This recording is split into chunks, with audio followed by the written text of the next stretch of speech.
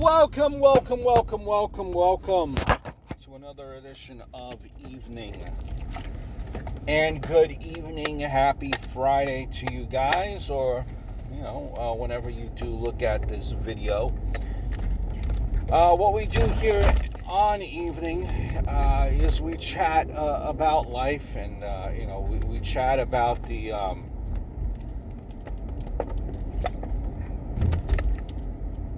daily, weekly happenings in life.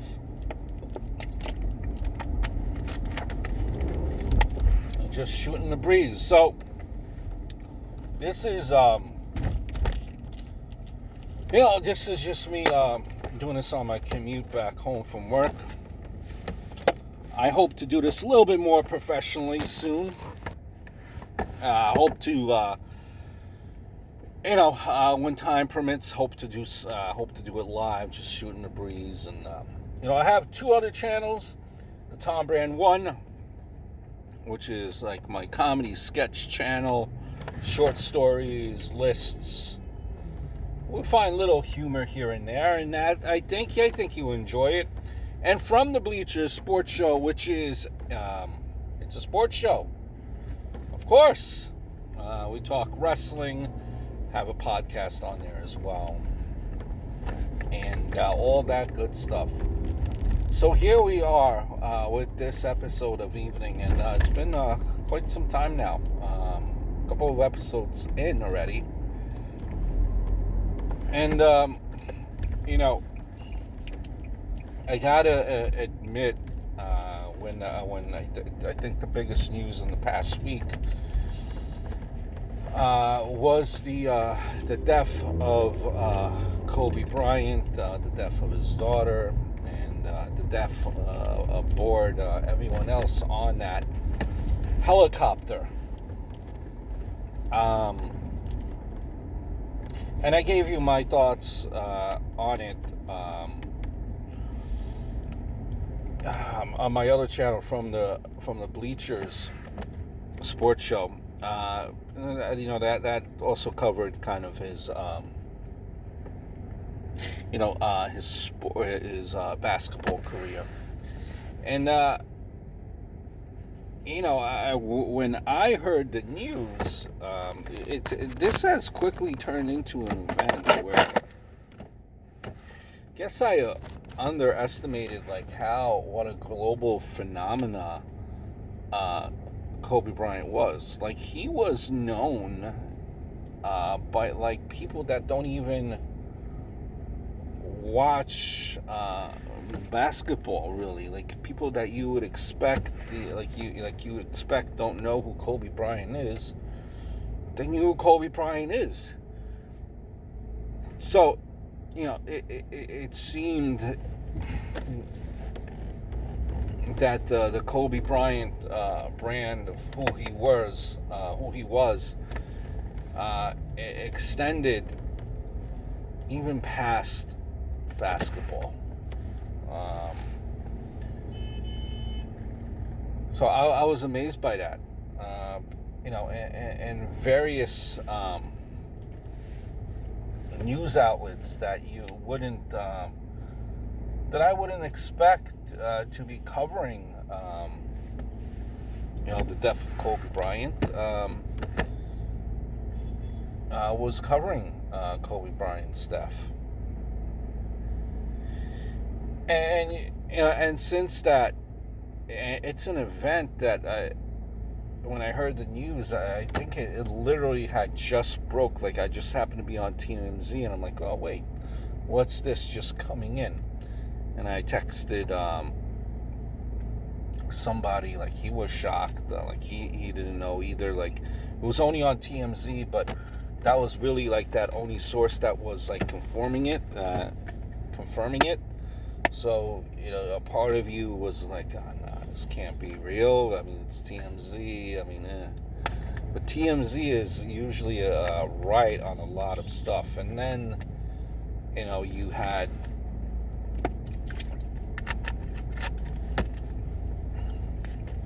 other news outlets that are probably more reputable And then TMZ also report on this subject matter as well.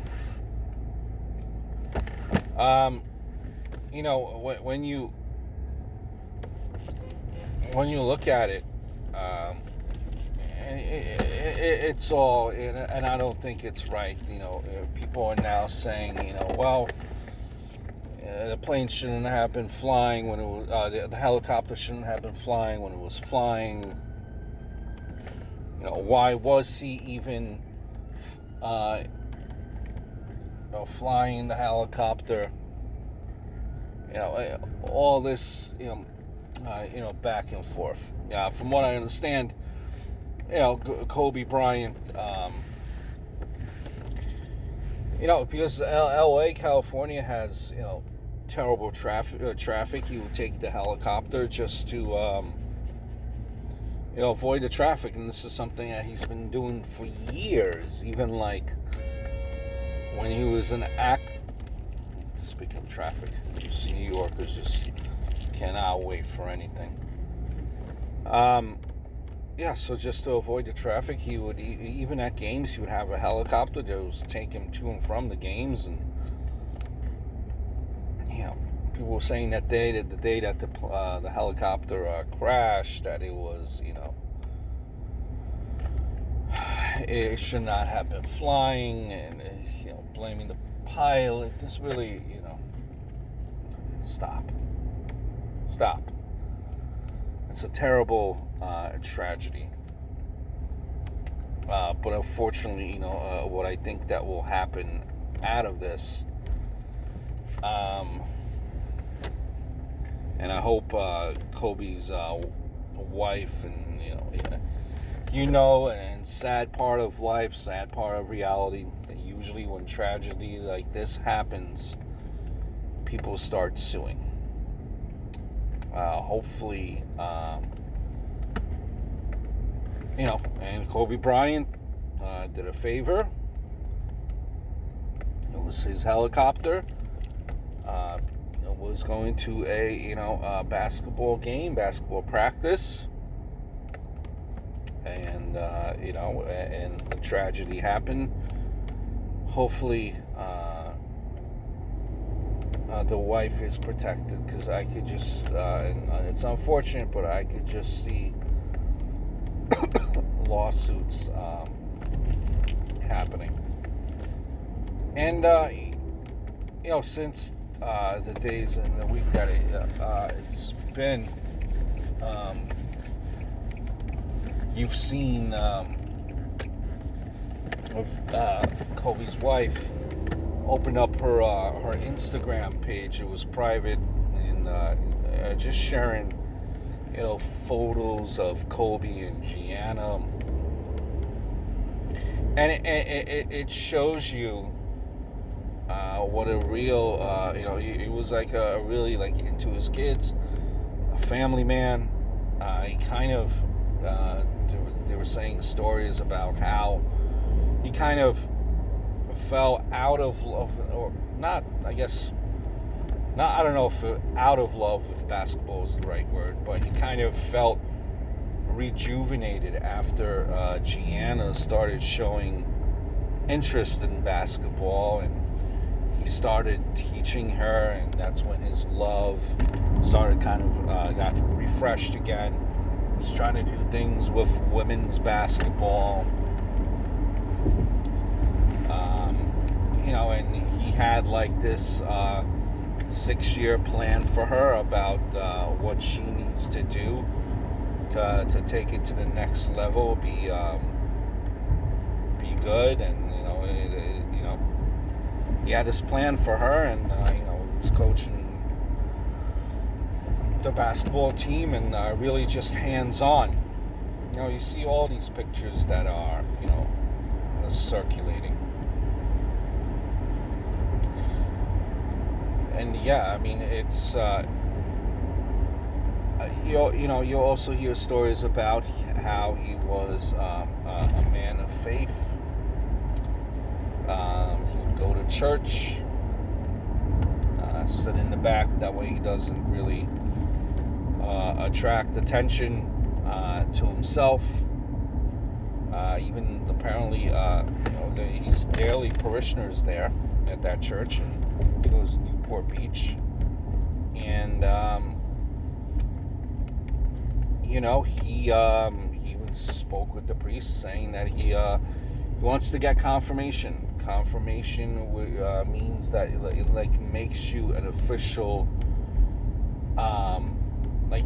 it's almost, I guess, for lack of a better word, maybe close to like meaning of a bar mitzvah, where that's like your confirmation, where you're considered an adult in the church and you're considered wise enough as far as your faith should be to make decisions and practice your own faith, and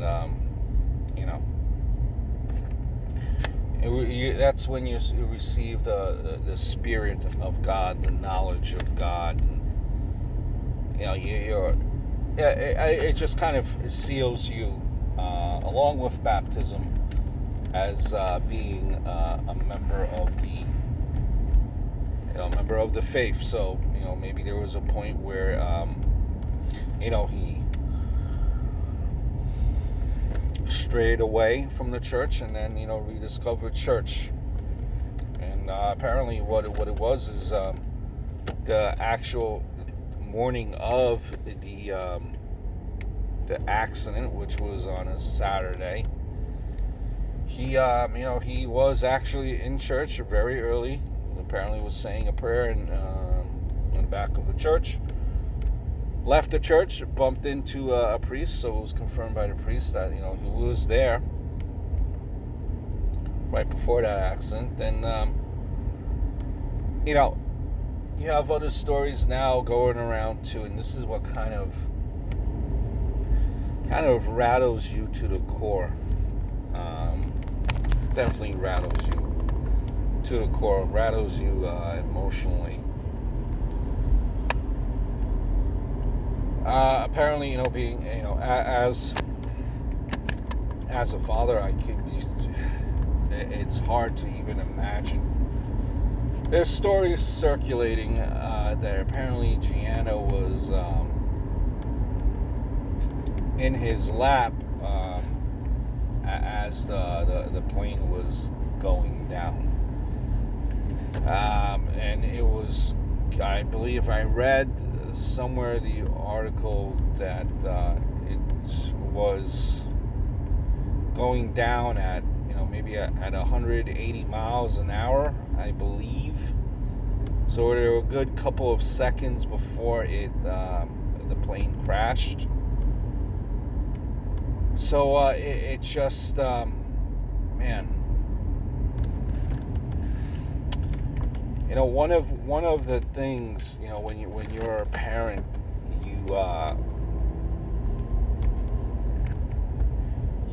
you're very, and being a parent changes you. It's hard to describe. You gotta be being a parent, it's a whole different ball game, and you want to protect your child from all danger, and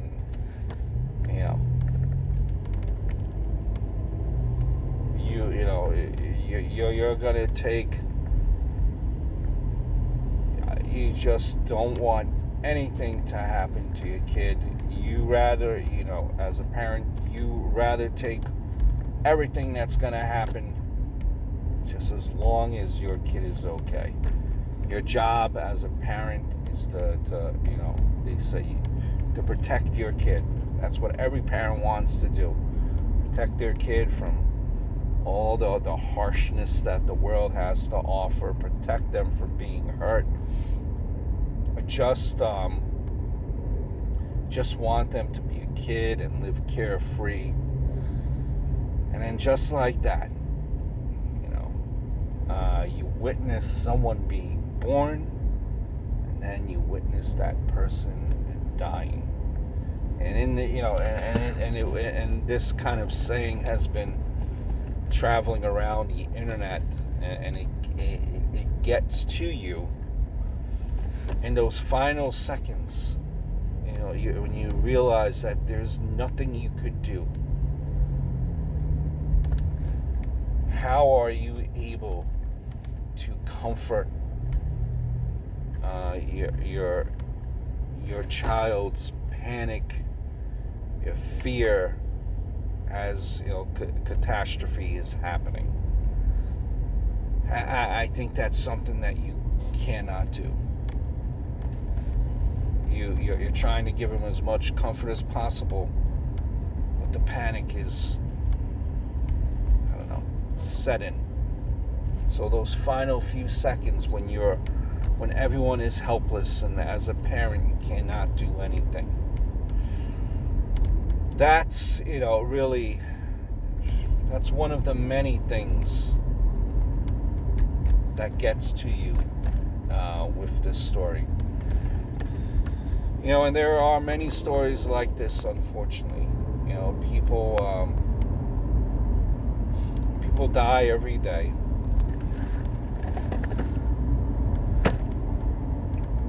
People that have so much to offer, and life is cut short. You're going to be seeing a lot of tributes. NBA has been doing tributes already. A lot more tributes will continue to pour in.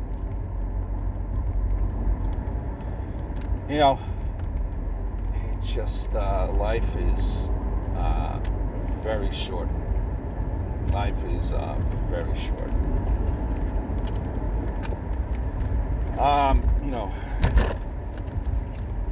Trying to move on here to other stories of the past week. The anniversary of the Challenger. How soon we forget.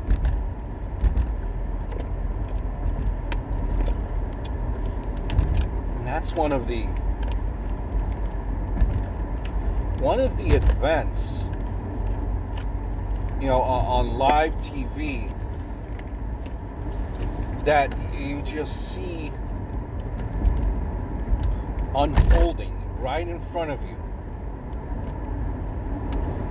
And you can't believe you're seeing it. Those type of events, tragic events, like JFK, the assassination of JFK. That was a tragic event.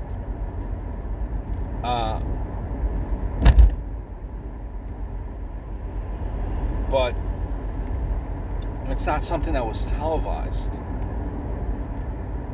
You heard on TV that the president was shot. But with the Challenger exploding, they all perished. Just like that. Everyone was tuned in, watching for this takeoff. Something tragically, horribly went wrong. I don't remember anything like that you literally seen right in front of you. I believe that was 34 years ago. Unfolded.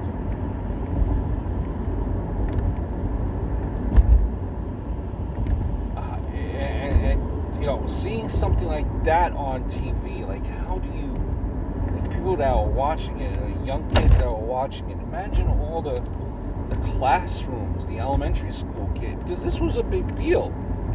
Imagine them watching that.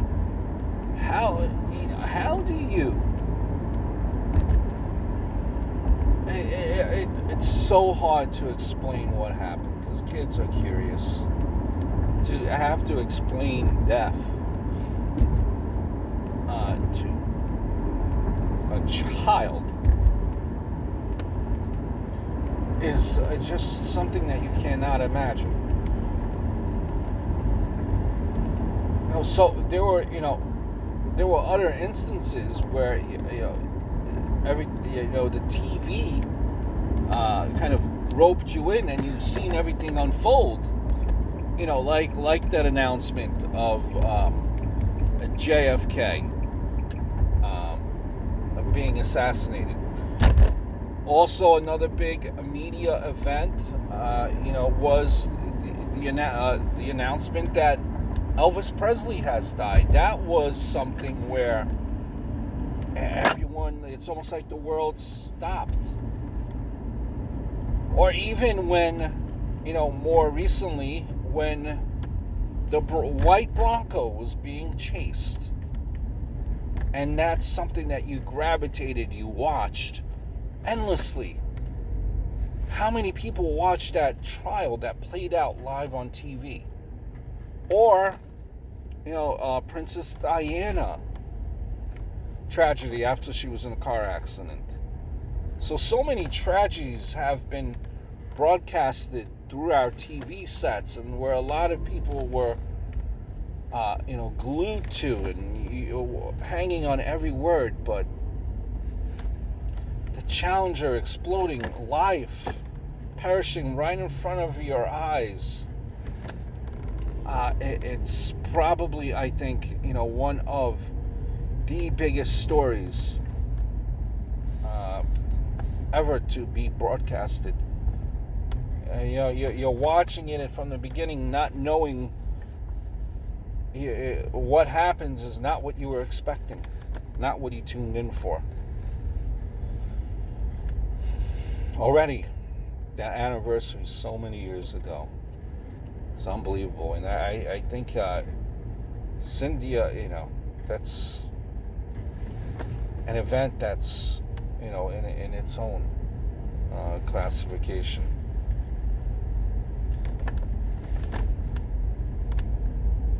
A viral story that's been making its way, spreading around, is a story about how if anyone has been in the hospital room there for the birth of your children, or nieces, nephews, grandkids, it is a out-of-body experience. A beautiful experience. Some people will cry when it happens, when the birth of your child, or whatever the case may be, niece, nephew, grandson. When you witness that, you're gonna be crying. You're gonna be, you might be jumping up and down. You maybe will be in shock, like, oh my God, I can't believe I created another human being. But I think it's safe to say that as you're waiting in that delivery room, in that room where the birth will take place, it's being that your significant other or the person that you love is in pain, in labor.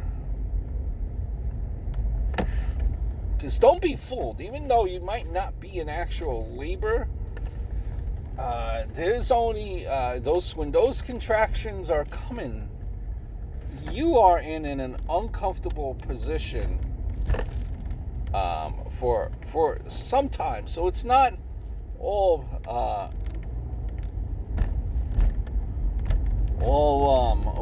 peaches and roses in a hospital waiting room. So to me, it's unfathomable how someone could be falling asleep, because there is so much going on in that room 85% of the time, right?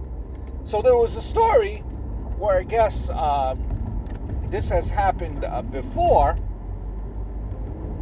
to this mother about to give birth, where her hubby was falling asleep in the delivery room.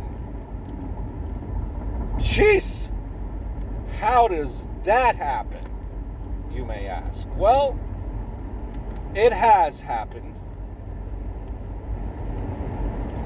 And that's a mommy hack 101, I guess. Nerf gun. She brought a Nerf gun to keep hubby alert, awake, coherent during the delivery. Oh, jeez. Imagine, just passing out as the missus is in contractions, going through sweat, torment, and you're just taking a snooze. Honey, you want a blanket with that as you get all comfortable here? That Nerf gun, I'm sure, on a sleeping hubby would be going on and off all the time. Quick reloads. Nerf gun is no joke. That Nerf gun catches you between the eyes, or catches you in the nether regions, then, well, maybe the wife wishes that she did catch him in the nether regions sooner. That way she wouldn't be going through what she was going through in the labor, the contractions. She probably wishes that thing was not working to begin with. For that, And then when everything's all said and done, don't worry, I'm sure the missus will be all over you. But for that time frame, be careful. If you're not awake, she could go after you. Any part of the body, most likely the lower part, teach you a lesson. Weak pull-out game for that one.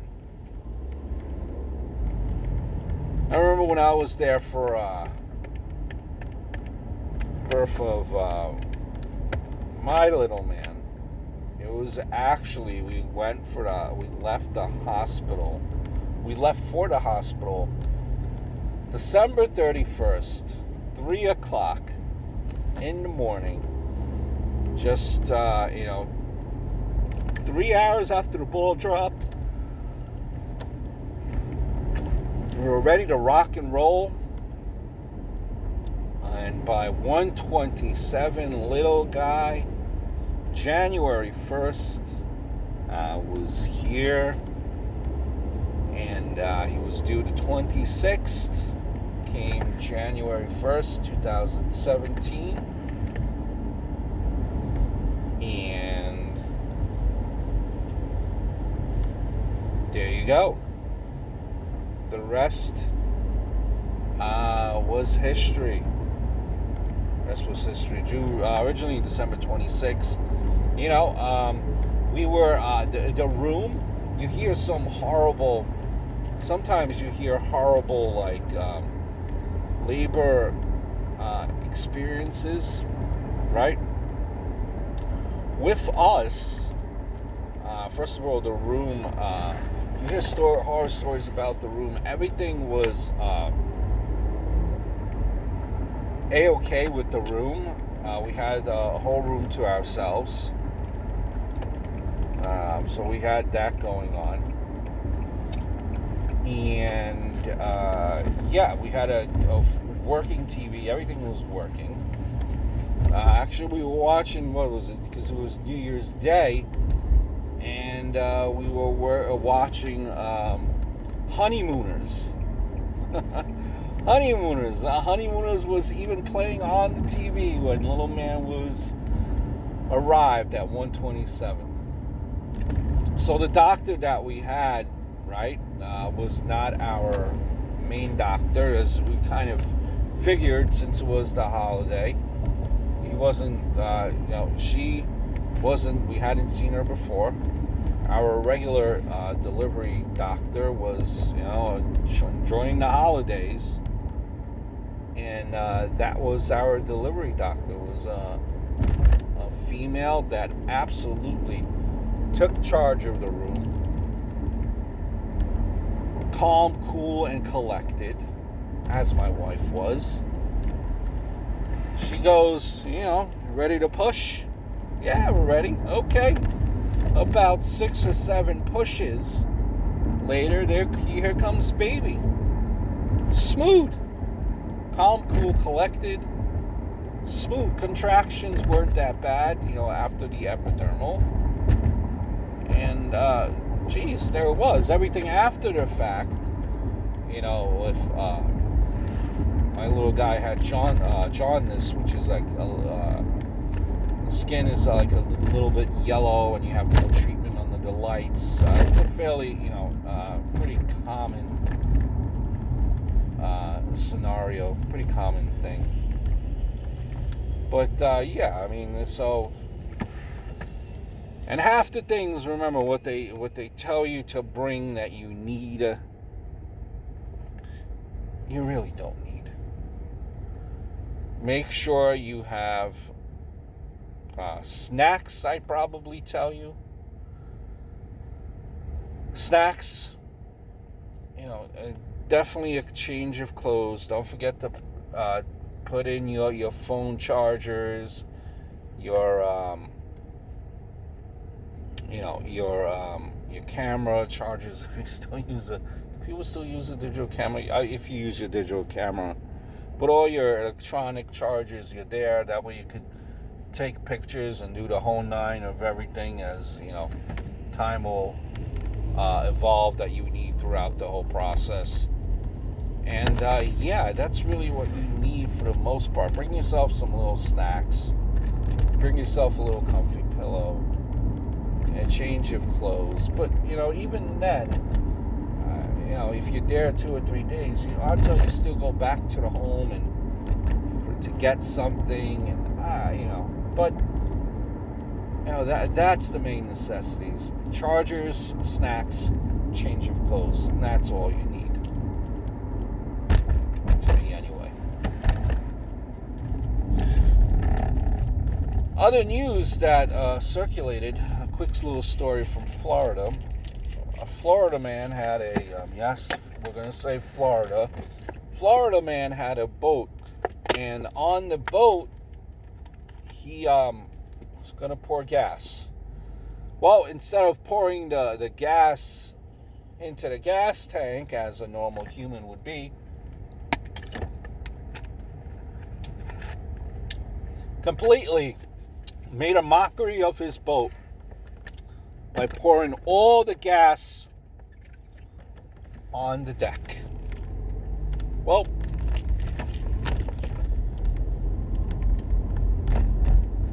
he got it all messy and stuck it in the wrong hole. We've done that all sometimes, haven't we? Last but not least, and it only gets better week after week. Not only do you have a chicken nugget bouquet, my friends, now you could get a pickle bouquet.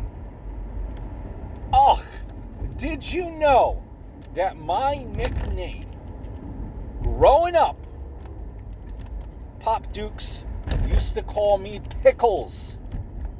Hey, Pickles. Pickles are great. That's a way to my heart. A pickle bouquet. Wife, take notice. A pickle bouquet. My son, guess what?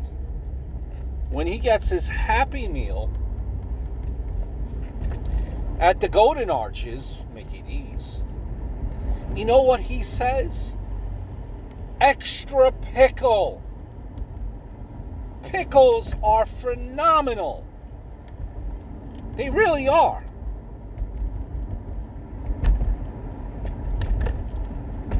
Now, all types, let's be careful here. By the way, when you say extra pickle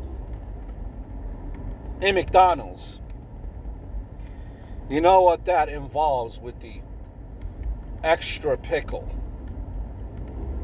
The standard pickle that they give you in McDonald's is 1 pickle. So when you say extra pickle, that means they're going to give you 2. So now you have 2 total pickles. Yes, I know. Pickles are very expensive, aren't they? Pickles. Now, let's get something straight about pickles.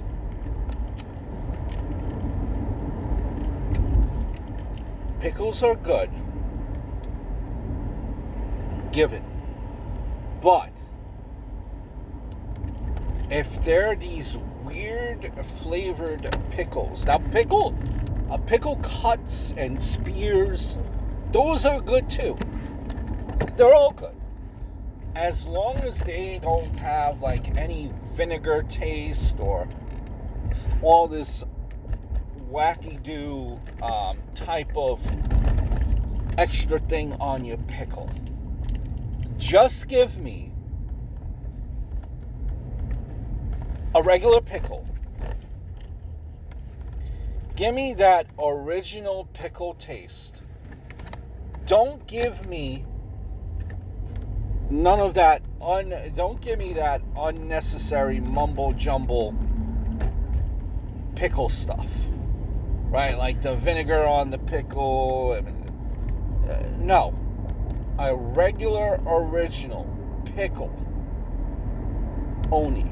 Spears, dills, whatever it is, as long as it's a pickle, that is the original.